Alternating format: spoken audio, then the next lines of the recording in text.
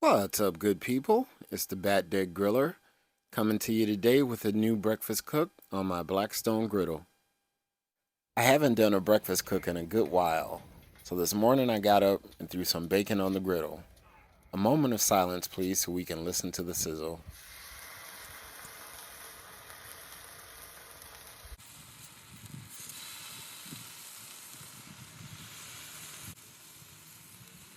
The cool thing about doing griddle cooks, especially breakfast cooks, are the nice aromatic smells that come off as you're cooking. My next door neighbor, who happened to be outside in his backyard doing some yard work, caught a whiff of the bacon smell on the Blackstone, came over by the fence, and said that I had now made him hungry. So he stopped doing his yard work, went and grabbed his motorcycle helmet, and took off to go get him something to eat. He should have stuck around. I would have hooked him up. So let's get back to the cook. So as far as the burners are concerned, I had the two left burners turned on to low to medium heat, and I left the two right burners turned off. I flipped the bacon maybe once every minute and a half or so, and once it started to get close to being finished, that's when I moved the slices over to the far right side of the grill. Again, those burners were off, but it was going to be warm enough for the bacon to continue cooking and stay warm. I cleaned as I cooked. I took some water from my squirt bottle and squirted it on the griddle to loosen up the bacon debris and used my scraper to scrape the bacon towards the drip hole in the back. Next up are the eggs.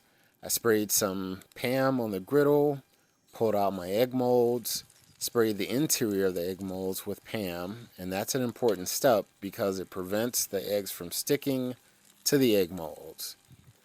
Cracked a couple of eggs, seasoned those joints up a little bit with some pepper, a little bit of salt. And you see how easily the molds are removed? That's why the Pam is an important step.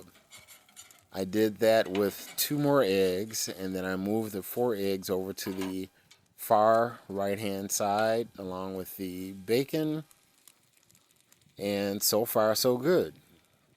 Next up are the bagels.